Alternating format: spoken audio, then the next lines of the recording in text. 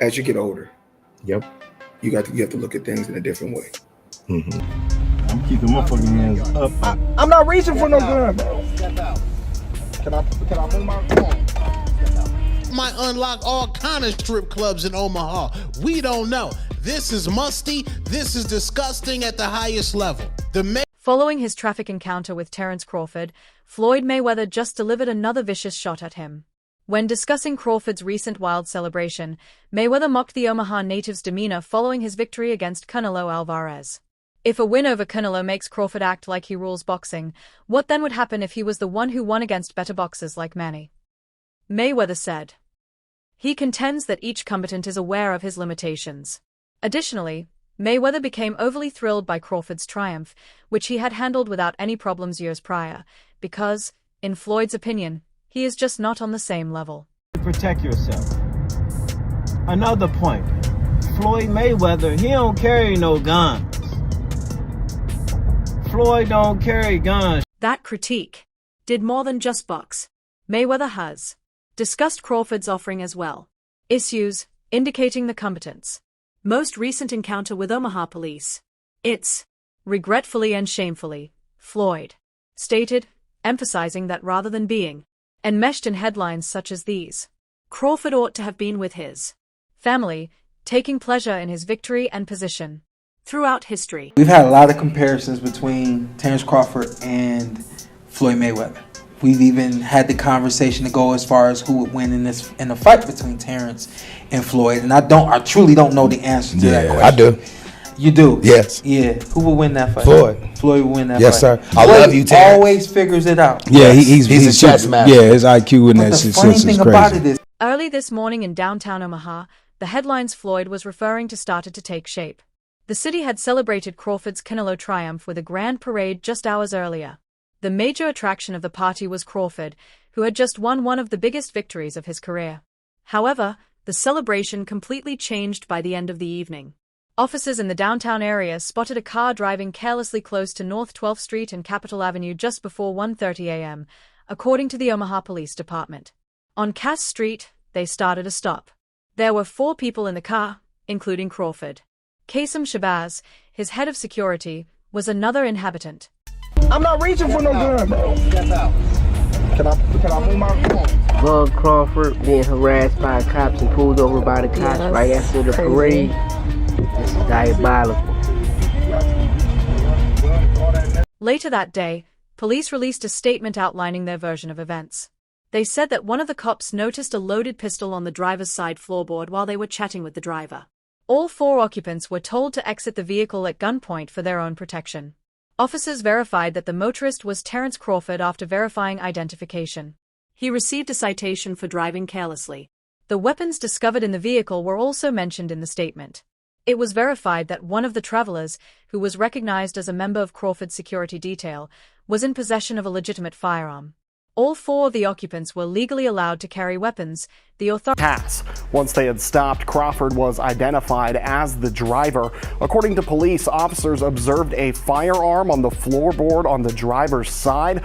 All 4 people, including members of Crawford's security team, were ordered out of the vehicle at gunpoint. I spoke with the head of Crawford's security this afternoon, who says he's still shaken up.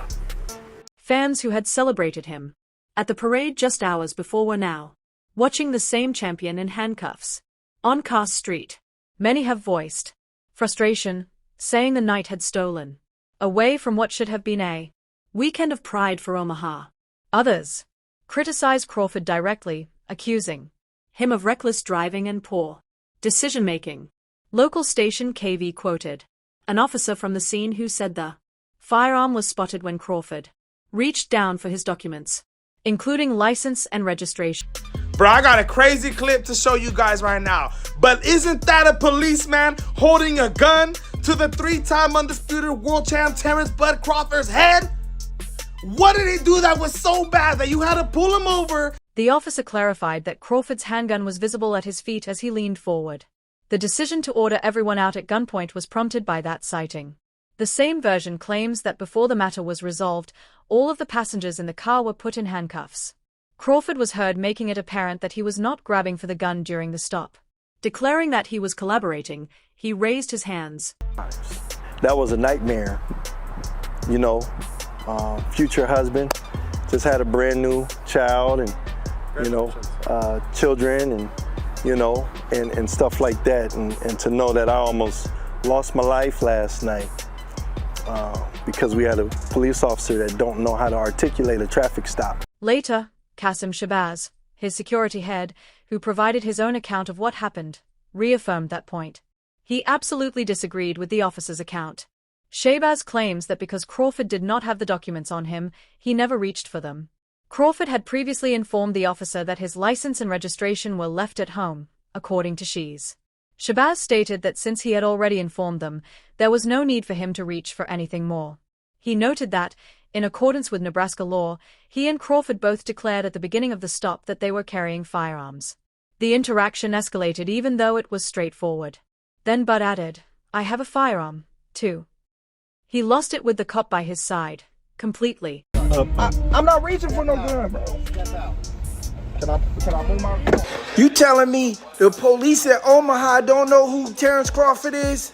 Putting a gun in his face?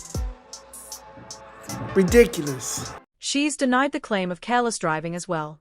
He claimed that Crawford asked the officer straight out if radar was utilized. Shabazz claims that the officer acknowledged there was no radar involved. "But if you don't have radar, how can you tell that I was speeding?" Crawford inquired. Shabazz asserted that he had videotaped the conversation, including the officer's on-camera statement. "I cannot." Raid in Omaha after receiving the keys to the city? Huh? Hey, yo, that cop gotta be some hater, bro. Hey, yo, that's like the NYPD holding Derek Jeter on gunpoint and arresting him after the Yankee championship parade in New York City, bro. It doesn't make sense. It wouldn't even happen, bro. It wouldn't even happen. So this cop gotta be some hater, bro. The discrepancy between Shabazz's story and the official account has stoked more discussion. Shabazz's statement was cited by Crawford's corner as proof that the stop was improperly conducted. Others contended that authorities might still witness irresponsible driving even in the presence of radar. The entire event inside the automobile was tight and frightening, according to Shabazz. He was handcuffed along with the other 4 passengers during the stop. He claimed that after they had tried to collaborate and revealed their weapons, the escalation felt needless. A lieutenant and police supervisor were sent to the scene at Crawford's request.